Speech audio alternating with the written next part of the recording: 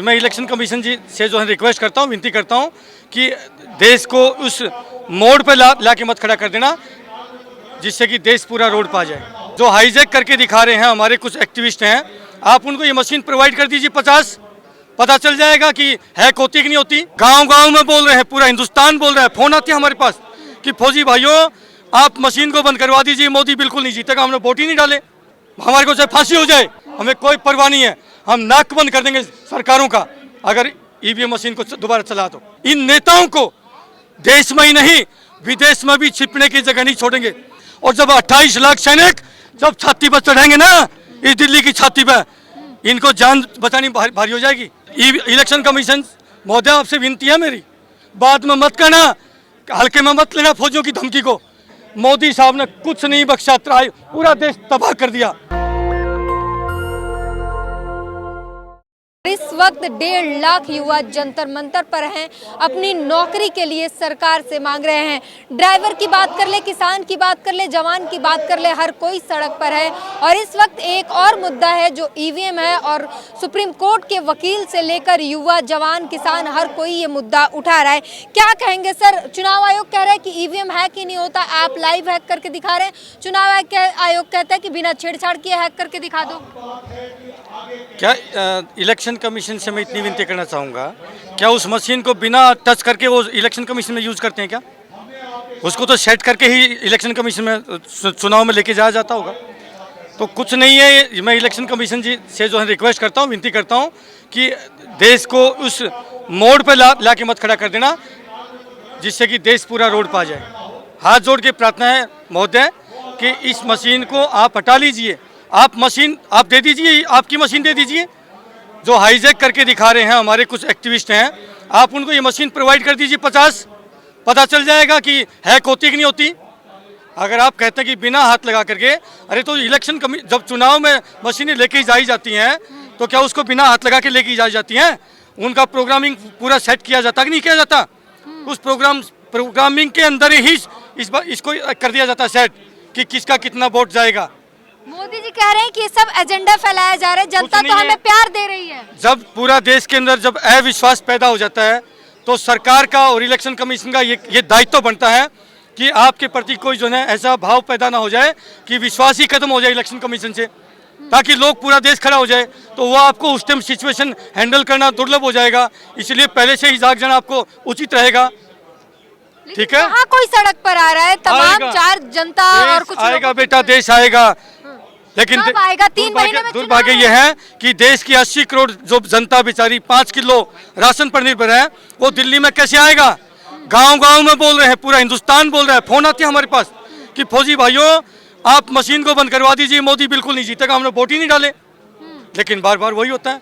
तो अभी पूरे देश में मेन चीज है, आज ये बड़ी बड़ी बात करे कांग्रेस वाले, ये पप्पू जैसे, अरे तुम इतने अपना मत सूरमा हो तो इस चुनाव का बहिष्कार करो ना, चुनाव का बहिष्कार करो। जब चुनाव में कोई जाएगा नहीं, एक पार्टी को तो इलेक्शन कमीशन लड़ा नहीं देगा, चुनाव में उतार नहीं देगा, तो अपना आप ही मशीन चेंज करनी पड़ेगी। ये जितनी भी पॉलिटिकल पार्टी हैं इनको शर्म आनी चाहिए, चुनाव का बहिष्कार करें। चुनाव का बहिष्कार करेंगे तभी जाके इलेक्शन कमीशन को इस बात का विचार करना पड़ेगा। क्या कारण हो सकता है? राहुल गांधी कहते हैं कि हम जनमत से खुश हैं, हम उनकी स्वागत करते हैं जो जनता ने आदेश फरमाया है, क्योंकि वो खुद जो है कालिक पुती हुई उनके ऊपर। कांग्रेस के वक्त में तो मशीन आई थी, उन्होंने भी इसका दुरुपयोग किया है। अब वो किस मुंह से बोलेंगे? चोर चोर मोसेरे भाई और रखे गड़बड़। ये पार्टियां भी तो नहीं बोलती हैं, दूसरी पार्टियों की बेचारों की औकात नहीं है। मुख्य जो विपक्ष है उसको बोलना चाहिए, लेकिन अब मुख्य विपक्ष के तौर में फौजी आ रहे हैं, फौजी आ रहे हैं, कान के खोल के सुन लो। देश का किसान और जवान, गरीब मजदूर वो आ रहा है। फौज में कौन होता है? गरीब का, किसान का, मजदूर का बेटा जाता है। क्यों बेटा? सही कह रहा हूँ, किसी धन्ना सेठ का बेटा तो जाता नहीं है, किसी फैक्ट्री मालिक का जाता नहीं है, या किसी गद्दार नेता का बेटा जाता नहीं है। सेना में गरीब किसान मजदूर का बेटा जाता है। अब पूरा देश का जवान किसान खड़ा होगा और नाक बंद कर देंगे हम, बताते हैं फिर हम, हमारे को चाहे फांसी हो जाए अगर आगे मुड़ के, अरे ठीक है वहाँ से बच के आगे हो सकता है हमारी यहाँ लिखी हो, हमें कोई परवाह नहीं है, हम नाक बंद कर देंगे सरकारों का अगर ईवीएम मशीन को दोबारा चला तो हम नहीं चलने देंगे। इन युवाओं का जो आज धरना प्रदर्शन कर रहे हैं यहाँ पर जंतर मंतर पर, पहले दिन से मैंने देखा आप उनके समर्थन में थे और उनकी आवाज उठा रहे थे। आज कांग्रेस के बैनर तले ये प्रदर्शन हो रहा है। मैं आज भी इन बच्चों के साथ हूँ, लेकिन इनसे नाराज इसलिए हूँ क्योंकि इन्होंने कांग्रेस का चोला उड़ लिया। हम कांग्रेस भाजपा किसी भी गद्दार पार्टी के साथ नहीं है। जिन नेताओं ने देश का शोषण किया हो, गरीब आदमी का खून चूसा हो, क्या हम फौजी आदमी उन चोरों के साथ जाएंगे? पीड़ा है मेरे को इन बच्चों पर, ये बैठे हैं, इनमें पीड़ा है कि इन्होंने कांग्रेस का पर्दा लगा दिया। दुख है मेरे को इस बात का। कह रहे हैं मजबूर है हम, मजबूरी है इनकी। चलो कोई बात नहीं, इनको मंच प्रोवाइड कर दिया, लेकिन ये बच्चे हमारे बच्चे हैं। हमारे बच्चे गरीब किसान सैनिक हूँ, हमारे बच्चे हैं, ये हमारे ही साथ रहेंगे। ये कांग्रेस जितना मर्जी अपना बैनर लगा ले, इन बच्चों का साथ फौजियों के साथ मिलेगा बेटा। हम इनके, मैं 2 बार, आपको पता है 2 बार मैं यहाँ अरेस्ट हो चुका हूँ, पुलिस 2 बार डिटेन कर चुकी है इन बच्चों की लड़ाई लड़ते लड़ते। इस बार 24 में जो लोकसभा चुनाव आने वाला है उसको लेकर एक द्वंद्व छिड़ा हुआ है और कहा जा रहा है कि या तो ईवीएम बैन कर दो या फिर चुनाव होगा ही नहीं। बिल्कुल ऐसा ही होगा, वक्त ऐसा बदलेगा। और मैं विनती करता हूं, अरे भाइयों, जिसकी रगों में सच्चा खून हो, जो असली बाप की औलाद हो, वो तूफान मचा दो। इस वीडियो को इतना फैला दीजिए इस फौजी भाई का कि हर व्यक्ति तक जाए। हम आह्वान करेंगे, वक्त आएगा हम आह्वान करेंगे, हम देश के फौजी आह्वान करेंगे और हमारे सामने फिर ये जितने रोड़े रखकर आएंगे ना, हम ठोकर मार के निकल जाएंगे और गला दबा देंगे इस देश का, बता दिया हमने। लेकिन कुछ लोगों के आह्वान से नहीं होता ना, जनता तो राम मंदिर में जा रही है। 22 जनवरी को यही था बेटा, जिसके डीएनए में दलाली हो, दलाल वहां जाएंगे। ठीक है, हम हिंदू हैं, हिंदुओं की आस्था जुड़ी है, लेकिन जाग रहे हैं, उसमें भी 90% हिंदू जाग चुके हैं। हाँ। जो कुछ चंद मुट्ठी भर दलाल हैं, वो दलाल ही ऐसा काम कर रहे हैं। मैं हिंदू हूँ, मेरे कण कण में राम है, खुशी हमें, लेकिन वहां पर हमारे धर्माचार्य जाने चाहिए। मोदी जी को क्या मतलब धर्म के उसमें दखल देना? राजनीति का धर्म दखल नहीं होना चाहिए। और जिस देश में राजनीति में धर्म में राजनीति का हस्तक्षेप हुआ, उस देश का सर्वनाश हुआ है। इसे कहा जा रहा है कि ओबीसी प्रधानमंत्री अगर उद्घाटन कर रहा है तो क्या दिक्कत हो गया, हमेशा ब्राह्मण ही थोड़ी करेगा। अरे करे ना, हमारे बड़े बड़े शंकराचार्य, बड़े बड़े महात्मा है। हाँ। करे ना, हमारे उसका उद्घाटन करे। हाँ। क्या बड़े बड़े संत इस धरती पर ऐसे जोड़कर देखा जा रहा है कि ओबीसी जिन्होंने पूरी अपनी जिंदगी तपस्या करी है, उन संतों को मौका नहीं मिल रहा। वो जाके राम मंदिर का प्राण प्रतिष्ठा करेंगे। शर्म आनी चाहिए लोगों को। मोदी जी को तो युग पुरुष कहा जाता है। ठीक है बेटा, भगवान देख रहा है, आत्मा सो परमात्मा। इनको ऐसा देश में वो मिलेगा ना, पाप चढ़ा इनके ऊपर, इनको पाप चढ़ रखा है, ये इनको बहुत भयंकर जनरल सजा मिलने वाली है, चिंता मत करिए। हाल ही में गारंटी दी है ये कि बच्चों की आत्माएं रो रही हैं। ये बच्चे बेचारे गरीब किसान मजदूर के गहने बेच करके, जमीनें बेच करके, इन बच्चों ने कोचिंग एकेडमी में कोचिंगें ली है, 2-2, 3-3 साल पैसा बर्बाद किया, पूरी जवानी लगाई। इन बच्चों को न्याय नहीं मिल रहा। ये देश त्राहिमाम कर रहा है। किसान 13 महीने पूरे देश की दिल्ली की चारों तरफ बैठे रहे, 700-750 किसान मर गए, शहीद हो गए, उनको न्याय नहीं मिला। क्या होगा इस देश में? क्या होगा इस देश में? और ये बात करते राम की, अरे मंदिर हमें खाने को नहीं देगा। हमारे घर घर में मंदिर है। देश का जो सच्चा हिंदू है उसके घर में मंदिर है। मुसलमान भाई भी हमारा सम्मान करते हैं, लेकिन जानबूझ करके षड्यंत्र रचा जाता है इस देश के अंदर। और सेना में ये नहीं होता। सेना में हिंदू मुसलमान सिख ईसाई मिल करके लड़ाई लड़ते हैं। एक मोर्चे पे मुसलमान हो मान लिया, एक पे मोर्चे पे हिंदू हो। अगर गोली भाई को लगेगी तो इसका भाई नहीं आएगा गांव से, मैं ही मुसलमान भाई की हिफाजत करूंगा। और मेरे को गोली लगेगी तो मेरी हिफाजत ये मुसलमान भाई करेंगे। वहां पर ये सिखा नहीं जाता सेना में। लेकिन देश के अंदर तो हिंदू मुसलमान में जनता बटी हुई है। हाँ, बहुत हो चुका बेटा। इसलिए फौजी भाइयों, भगवान ने, ऊपर वाले ने कोई प्रेरणा दे दी कि बेटा जागिए। इस देश में जब भी कोई आपदा आती है, कोई भूकंप हो, बाढ़ हो, दंगा हो, आग लग जाए, और जहां पर सरकार के हाथ खड़े हो जाते हैं, तो अंतिम विकल्प क्या बचता है भाई? सेना बचती है। अब सेना मोर्चा संभाल चुकी है। जी बॉर्डर पर जाएगा कि राजनीति संभालेगा? जो रिटायर हो गए, क्या उसकी देशभक्ति समाप्त हो जाती है? क्या हमारा जोश खत्म हो जाता है क्या?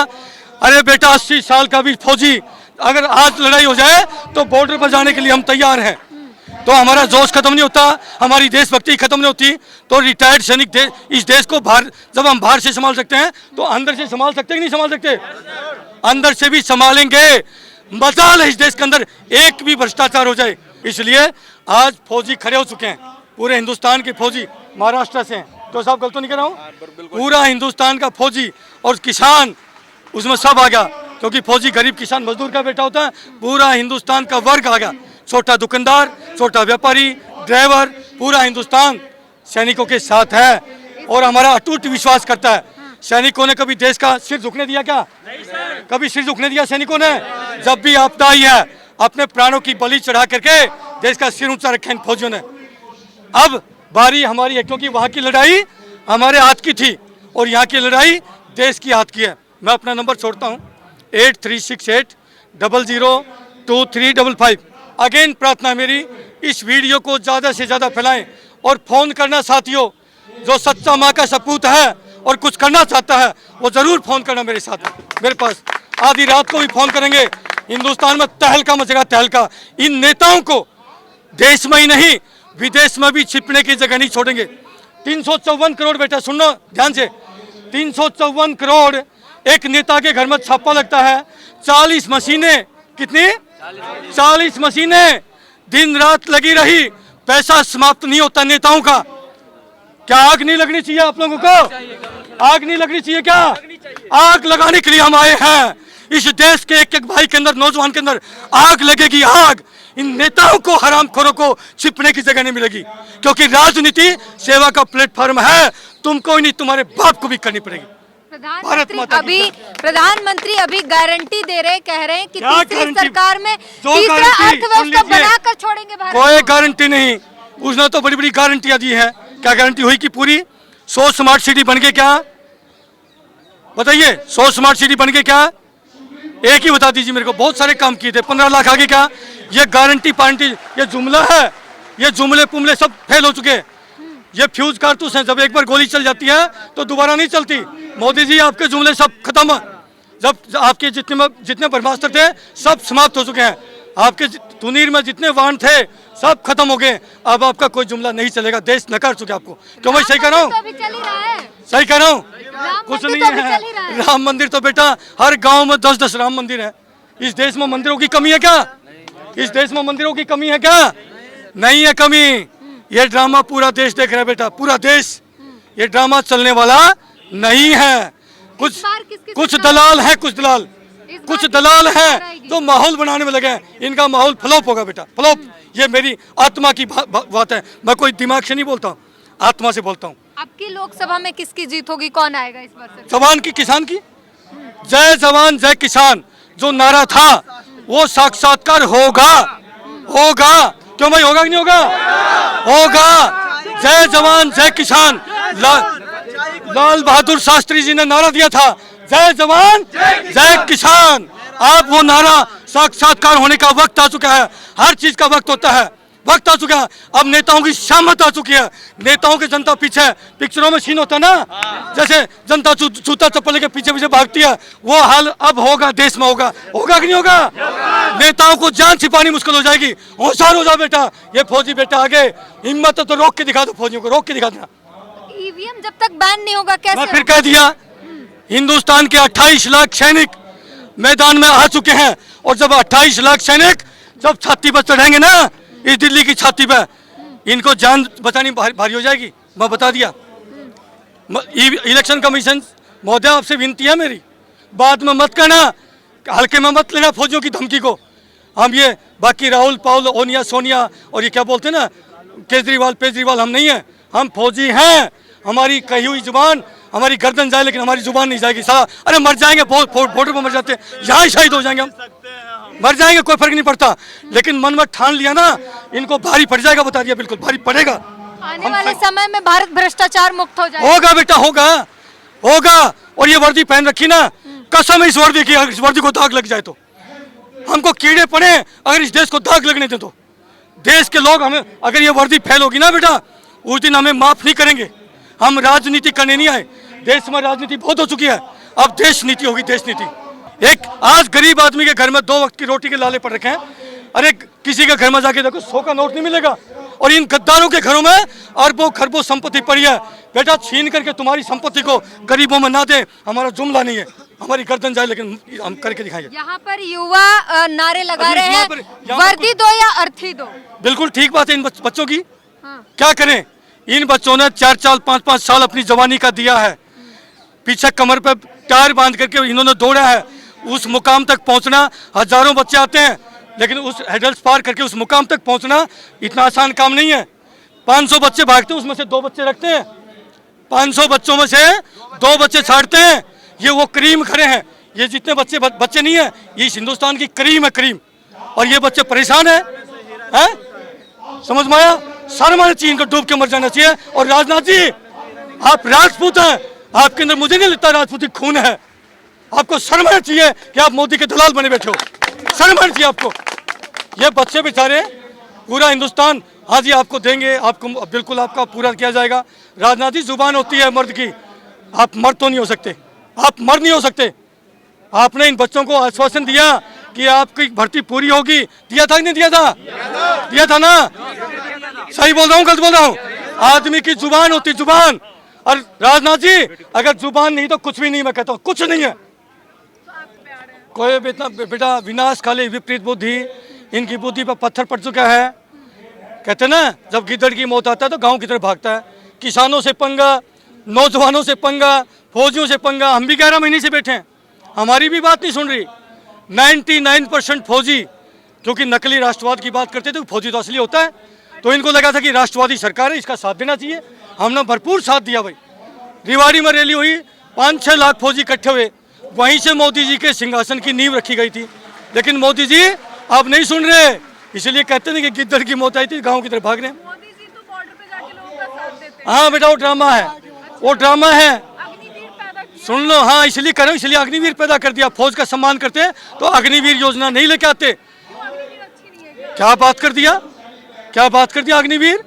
आज उन जा करके पूछिए, आर्मी के अंदर परेशान है सबके सब, कुछ नहीं है, टोटली बकवास है। अग्निवीर परेशान है, जो कि हमारे नरवणे साहब, chief of the army staff, army के जनरल साहब, उन्होंने खुद जो है इसका विरोध किया है अभी रिटायरमेंट के बाद। किया कि नहीं किया? किया कि नहीं किया है? जब एक आर्मी का जनरल, अरे मैं तो एक फौज का सूबेदार हूँ, एक जनरल साहब जो आर्मी का रहा है वो विरोध कर रहा है, तो अब अंदाजा लगा सकते हो मैं तो गलत नहीं हो सकता ना। क्या मैं गलत हूँ? कुल मिलाकर के मोदी साहब ने कुछ नहीं बख्शा, पूरा देश तबाह कर दिया। खाली किया है तो हिंदू मुसलमान एक ही चीज आ रखी है, अरे बचा लो, बीजेपी को ले आओ, नहीं तो जो है मुसलमान मार डालेंगे। अरे मोदी जी, कोई किसी को नहीं मारेगा। क्यों मैं गलत तो नहीं कर रहा हूँ? कोई किसी को नहीं मारेगा। सुरक्षित कर रहे हैं, देश को सुरक्षित करने में लगे हैं मोदी जी। क्या करने में लगे? देश की सीमाएं और पूरे देश को सुरक्षित कर रहे हैं। अरे भैया, बाहरी तो हम फौजी हम बचा ही रखे, सुरक्षित है देश, चिंता ना करें। हमारे छोटे भाई फौजी लगे हुए हैं, वहां से कोई दिक्कत नहीं है। अंदर से देश बर्बाद होगा, चिंगारी लगी अंदर से, देश खोखला होगा अंदर से। इसलिए अंदर से भी बचाने के लिए हम लोगों ने, बाहर तो बचाते हैं, अंदर से भी बचाने की चिंता करनी चाहिए, नहीं करनी चाहिए? अंदर से भी चिंता करने के लिए हम पैदा हो गए बेटा। हमारा राजनीति से कोई सरोकार नहीं था, और हम तो ईश्वर से प्रार्थना करते हैं, हे ईश्वर, अगर इन चोर उचक्के नेताओं जैसी राजनीति हमसे करवाना हो तो हमें कीड़े पड़े, हमें नहीं नेता बनाना। अगर देश की तकदीर और तस्वीर अगर बदलने के लिए अगर हम कटिबद्ध हैं, संकल्पबद्ध हैं, तो हमें जरूर आशीर्वाद देना। क्यों भाई, गलत तो नहीं कहा? आप कह रहे हैं कि देश के नेता जो है वो गलत है और गंदगी का शिकार है। गंदगी? अरे बेटा, आप क्या पत्रकारिता करते हो? अभी एक नेता के घर में 354 करोड़ निकले, क्या आपको गुस्सा नहीं आता? बताइए, गुस्सा नहीं आना चाहिए कि हम हिंदुस्तानी को? हमारी जो करेंसी है वो लिमिटेड छपती है, लिमिटेड, वो सारी की सारी कुंडली मार के नेताओं के घरों में जाके दब जाएगी, तो आम व्यक्ति के पास करेंसी बचेगी क्या? सर, सवाल ये होता है कि जब सारे बताइए। नेता भ्रष्ट है तो स्वच्छ कौन है?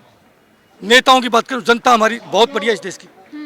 अरे जनता तो इस ऋषि मुनियों का देश है, जनता बहुत बढ़िया है, लेकिन जनता बेचारी भ्रमित हो जाती है, अब भ्रमित नहीं होगी। आप क्या करेंगे अगर आप सरकार बनाते हैं तो? आपकी पार्टी, आप क्या करेंगे? पहला एजेंडा क्या रहेगा इन सबके लिए? सैनिक वो करेंगे जो आज तक नेताओं के पिताजी ने भी नहीं किया हो। सीधा एक ही सवाल है मेरा, जो आज नेताओं तक, के पिताजी ने भी हाँ, इनके पिताजी ने भी जो नहीं किया होगा वो फौजी करेंगे, बस इससे ज्यादा कुछ नहीं बोलूंगा।